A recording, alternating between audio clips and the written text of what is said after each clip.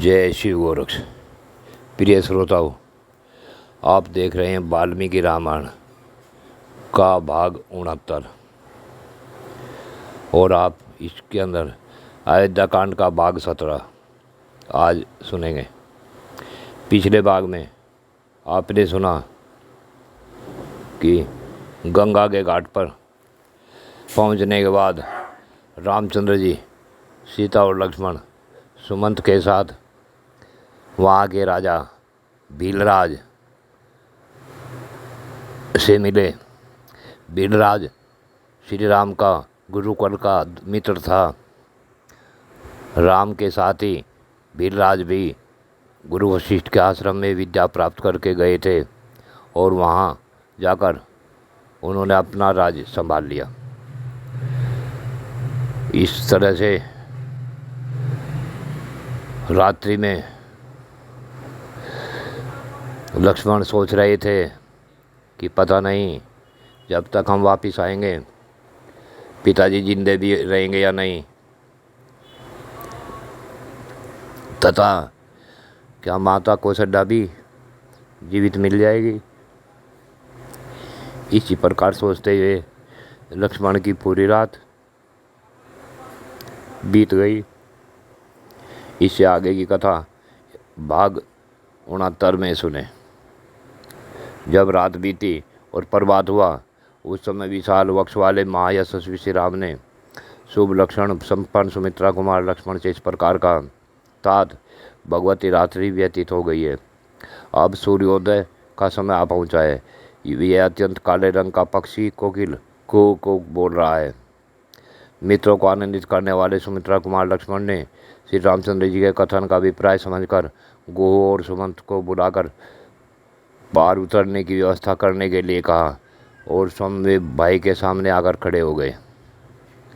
निषाद राज ने तुरंत अपने सचिवों को बुलाया और इस प्रकार कहा, तुम घाट पर शीघ्र ही एक ऐसी नाव ले आओ जो मजबूत होने के साथ ही सुगमतापूर्वक खेलने योग्य हो।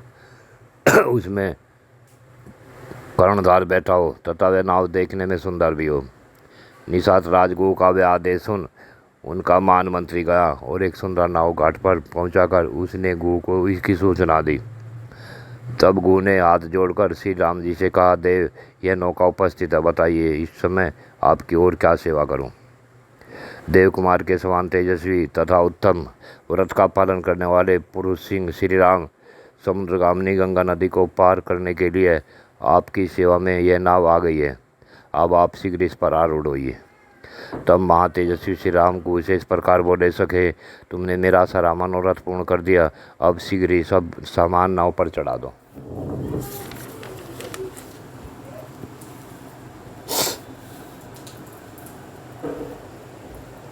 यह कहकर श्री राम और लक्ष्मण ने कवच धारण करके तरका से हम तलवार बांधी तथा धनुष लेकर वे दोनों भाई जिस मार्ग से सब लोग घाट पर जाया करते थे उसी से सीता के साथ गंगा जी के तट पर गए। उस समय धर्म के ज्ञाता भगवान श्री राम के पास जाकर सारथी सुमंत ने विनीत भाव से हाथ जोड़कर पूछा, प्रभु, अब मैं आपकी क्या सेवा करूं। तब दशरथ नंदन श्री राम ने सुमंत को उत्तम दाहिनी हाथ से स्पर्श करते हुए कहा, सुमंत जी, अब आप शीघ्र ही पुनः महाराज के पास लौट जाइए और वहाँ सावधान होकर रहिए। उन्होंने फिर कहा, इतनी दूर तक महाराज की आज्ञा से मैंने रथ द्वारा यात्रा की है, अब हम लोग रथ छोड़कर पैदल ही मानवन की यात्रा करेंगे, अतः आप लौट जाइए। अपने को घर लौटने की आज्ञा प्राप्त हुई देख सारथी सुमंत शोक से व्याकुल उठे और एक स्वागुनंदन पुरुष सिंह श्री राम से इस प्रकार बोले, हे रघुनंदन, जिसकी प्रेरणा से आपको भाई और पत्नी के साथ साधारण मनुष्यों की भांति वन में रहने को विवश होना पड़ा है, उस देव का इस संसार में किसी भी पुरुष ने उल्लंघन नहीं किया। श्री राम, निश्चय ही हम लोग हर तरह से मारे गए, क्योंकि आपने हम पूर्ववासियों को अपने साथ न ले जाकर अपने दर्शन जनित सुख से वंचित कर दिया। अब हम पापनी के कई के वश में पड़ेंगे और दुख भोगेंगे। आत्मा के समान प्रिय रामचंद्र जी से ऐसी बात कहकर उन्हें दूर जाने को उद्यत देख स्वार्थी सुमंत दुख से व्याकुल होकर देर तक रोते रहे। पवित्र हुए सारथी से श्री रामचंद्र जी ने बारंबार मधुरवाणी में कहा, सुमंत जी, मेरी दृष्टि से इक्ष्वाकु वंशियों का हित करने वाला सुहृद आपके समान दूसरा कोई नहीं है। आप ऐसा प्रयत्न करें जिससे महाराज दशरथ को मेरे लिए शोक न हो। पृथ्वीपति महाराज दशरथ एक तो बूढ़े हैं, दूसरे उनका सारा मनोरथ चूर चूर हो गया है, इसलिए उनका हृदय शोक से पीड़ित है। यही कारण है कि मैं आपको उनकी संभाल के लिए कहता हूँ। वे महामनस्वी महाराज के कई का प्रिय करने की इच्छा से आपको जो कुछ जैसी भी आज्ञा दें उनका आप आदरपूर्वक पालन करें, यही मेरा अनुरोध है।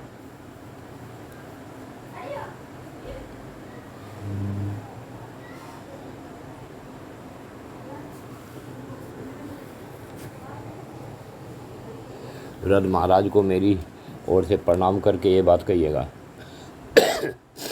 हम लोग अयोध्या से निकल गए, अथवा में वन में रहना पड़ेगा। इस बात को लेकर न तो वे कभी शोक करता हूँ और न लक्ष्मण को इसका शौक है। 14 वर्ष समाप्त होने पर हम पुनः शीघ्र ही लौट आएंगे और उस समय आप मुझे, लक्ष्मण को और सीता को भी फिर देखेंगे। सुमंत जी, महाराज से ऐसा कहकर आप मेरी माता से, उनके साथ बैठी हुई अन्य देवियों से तथा कैकेयी से भी बारंबार मेरा कुशल समाचार कहिएगा। माता कौशल्या से कहिएगा कि तुम्हारा पुत्र स्वस्थ एवं प्रसन्न है। इसके बाद सीता की ओर से, मुझे ज्येष्ठ पुत्र की ओर से और लक्ष्मण की ओर से माता की क्षण वंदना कह दीजिएगा। तदंतर मेरी ओर से महाराज से भी यह निवेदन कीजिएगा कि आप भरत को शीघ्र ही बुलवा लें और जब वे आ जाएं तब अपने अभीष्ट युवराज पद पर उनका अभिषेक कर दे। भरत को छाती से लगाकर और युवराज के पद पर अभिषिक्त करके आपको हम लोगों के वियोग में से होने वाले दुख दबा नहीं सकेगा। भरत से भी हमारा यह संदेश कह दीजिएगा कि महाराज के प्रति जैसा तुम्हारा बर्ताव है वैसा ही समान रूप से सभी माताओं के प्रति होना चाहिए। तुम्हारी दृष्टि में कैकेयी का जो स्थान है वही समान रूप से सुमित्रा और मेरी माता को श्रद्धा का भी होना उचित है। इन सब माताओं में कोई अंतर न रखना। पिताजी का प्रिय करने की इच्छा से युवराज पद को स्वीकार करके यदि तुम राजकाज की देखभाल करते रहोगे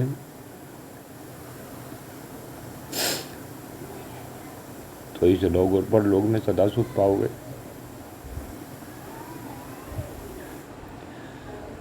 श्री रामचंद्र जी ने सुमंत को लौटते हुए जब इस प्रकार समझाया तब उसकी सारी बातें सुनकर वे श्री राम से स्नेहपूर्वक बोले,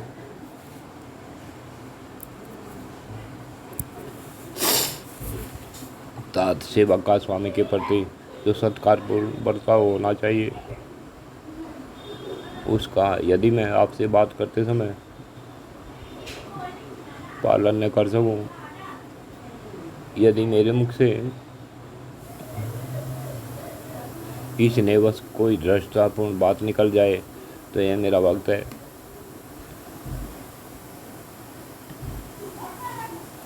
ऐसा समझकर आप मुझे क्षमा कीजिएगा। जो आपके वियोग से, पुत्र शोक से आतुरी माता की भांति संतप्त हो रही है, उस अयोध्यापुरी में मैं आपको साथ दे बिना कैसे लौट कर जा सकूँगा।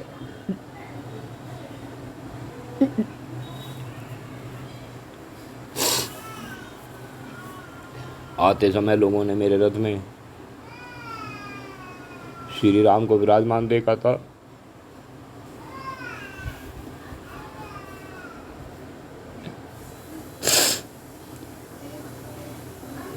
अब इस रथ को श्री राम से रहित देकर उन लोगों का और उस अयोध्यापुरी का भी हृदय विदीर्ण हो जाएगा।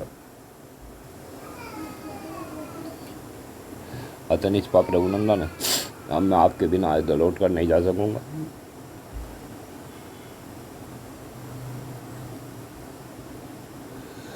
मुझे भी वन में चलने की आज्ञा दीजिए। यदि इस प्रकार याचना करने पर भी आप मुझे त्याग दे देंगे तो मैं आपके द्वारा परित्याग होकर यहाँ रथ सहित अग्नि में प्रवेश कर जाऊंगा।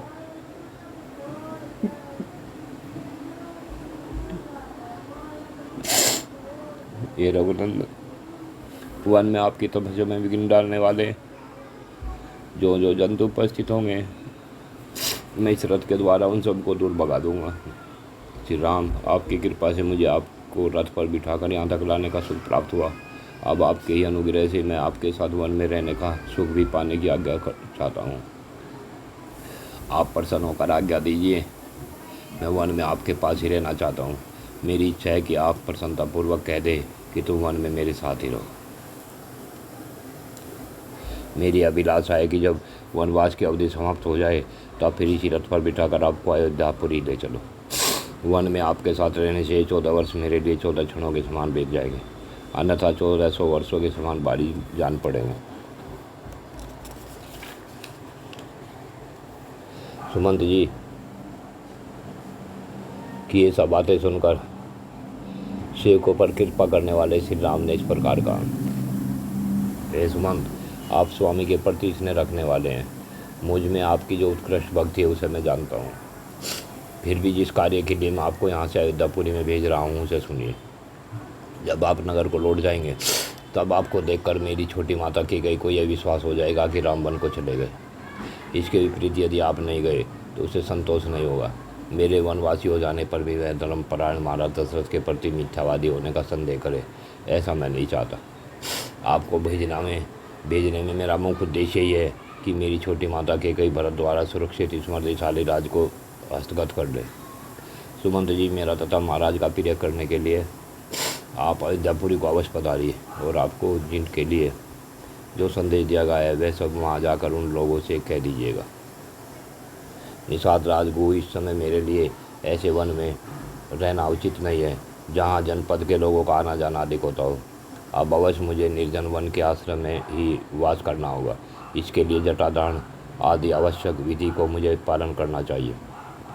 तथा फूल का आहार और पृथ्वी पर सैन्य यदि नियम को ग्रहण करके मैं सीता और लक्ष्मण की अनुमति लेकर पिता का हित करने की इच्छा से सिर पर तपस्वी वनों के आभूषण रूप जटा धारण करके यहाँ से वन को जाऊँगा। मेरे केसे को जटा का रूप देने के लिए तुम बड़ का दूध ला दो। गुरु ने तुरंत ही बड़ का दूध लाकर श्री राम को दे दिया।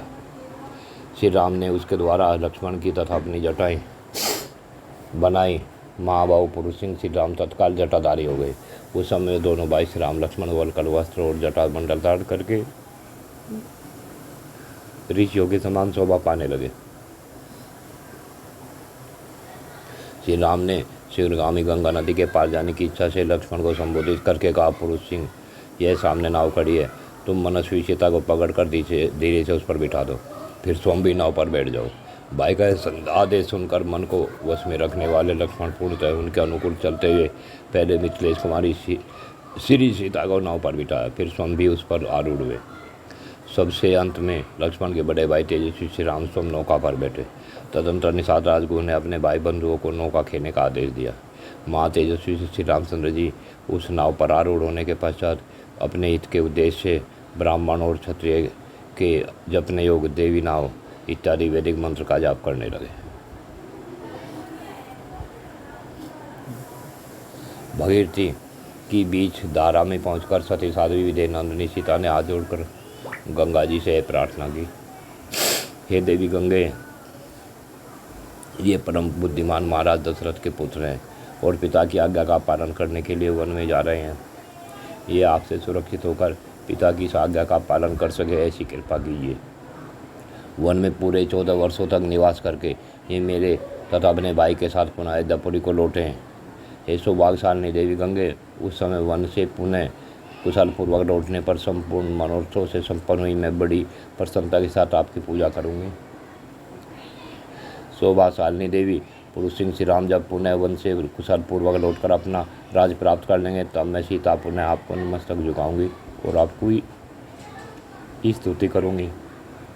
इतना ही नहीं, मैं आपका प्रिय करने की इच्छा से ब्राह्मणों को 1 लाख गोएं, बहुत से वस्त्र तथा उत्तमोत्तम अन्न प्रदान करूंगी। आपके किनारे जो जो देवता तीर्थ और मंदिर है उन सब का मैं पूजन करूंगी।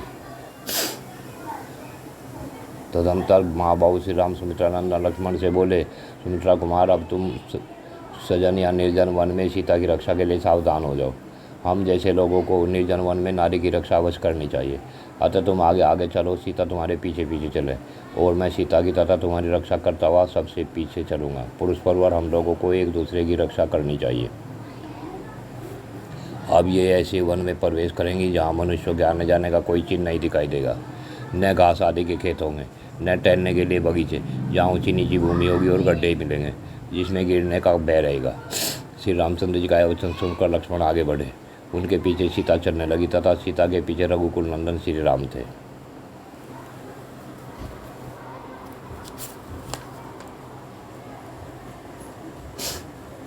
रात्रि में वृक्ष के नीचे पहुंचकर आनंद प्रदान करने वालों में श्रेष्ठ श्री राम ने सायंकाल की संध्या उपासना करके लक्ष्मण से इस प्रकार कहा। सुमित्रानंदन, आज हमें अपने जनपद से बाहर यह पहली रात प्राप्त हुई है जिसमें सुमंत हमारे साथ नहीं है। इस रात को पाकर तुम्हें नगर की सुख सुविधाओं के लिए उत्कंठित नहीं होना चाहिए।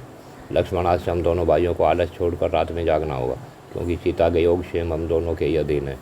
सुमित्रानंदन, यह रात हम लोग किसी तरह बिताएंगे और स्वयं संग्रह करके लाए हुए तिनके और पत्तों की सैया बनाकर उस भूमि पर बिछाकर उस पर ही किसी तरह सो लेंगे। श्री राम भूमि पर ही बैठकर सुमित्रा कुमार लक्ष्मण से इस बातें कहने लगे।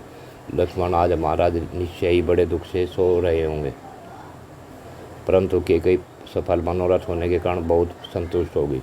कहीं ऐसा न हो कि रानी केकई भरत को आया देख राज के लिए महाराज के प्राणों से को भी वियुक्त न कर दे।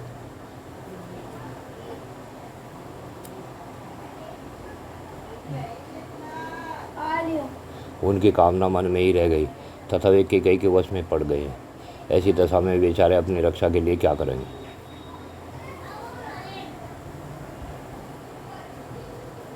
सो मैं समझता हूँ कि महाराज दशरथ के प्राणों का अंत करने, मुझे देश निकाला देने और भरत को राज दिलाने के लिए केकई राजभवन में आई थी। इस समय भी सौभाग्य से मद से मोहित हुई केकई मेरे कारण कौशल्या और सुमित्रा को कष्ट पहुँचा सकती है। हम लोगों के कारण तुम्हारी माता सुमित्रा देवी को बड़े दुख के साथ वहीं रहना पड़ेगा। अतः लक्ष्मण, तुम यहाँ से कल प्रातःकाल अयोध्या को लौट जाओ।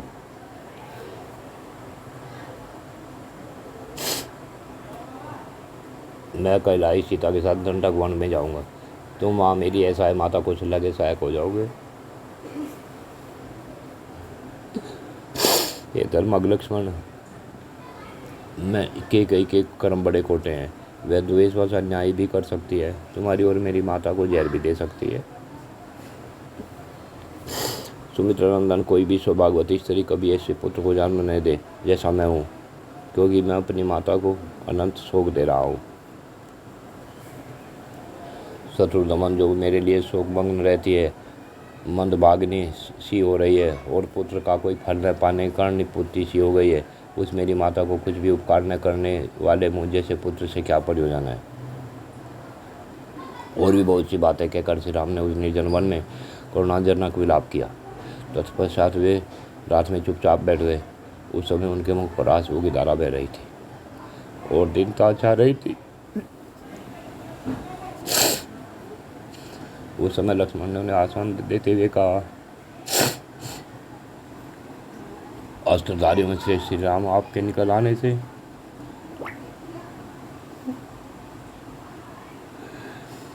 निश्चय ही आ जाए।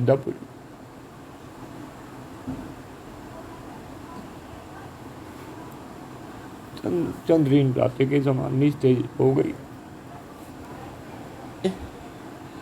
पुरुषोत्तम श्री राम, आज जो इस तरह संताप हो रहे हैं वे आपके लिए कदापि उचित नहीं है। आप ऐसा करके सीता को और मुझको भी कैद डाल रहे हो। ये रघुनंदन, आपके बिना सीता और मैं दोनों ही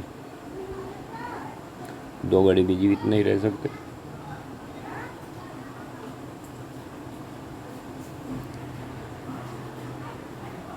सीता और श्री राम ने थोड़ी ही दूर पर वट वृक्ष के नीचे लक्ष्मण द्वारा सुंदर ढंग से निर्मित की हुई सैया देखकर उसी का आश्रय लिया।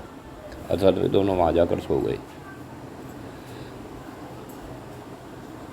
रघुनाथ जी ने इस प्रकार वनवास के प्रति आदरपूर्वक कहे हुए लक्ष्मण के अत्यंत उत्तम वचनों को सुनकर स्वयं भी दीर्घकाल के लिए वनवास रूप धर्म को स्वीकार करके संपूर्ण वर्षों तक लक्ष्मण को अपने साथ वन में रहने की अनुमति दे दी।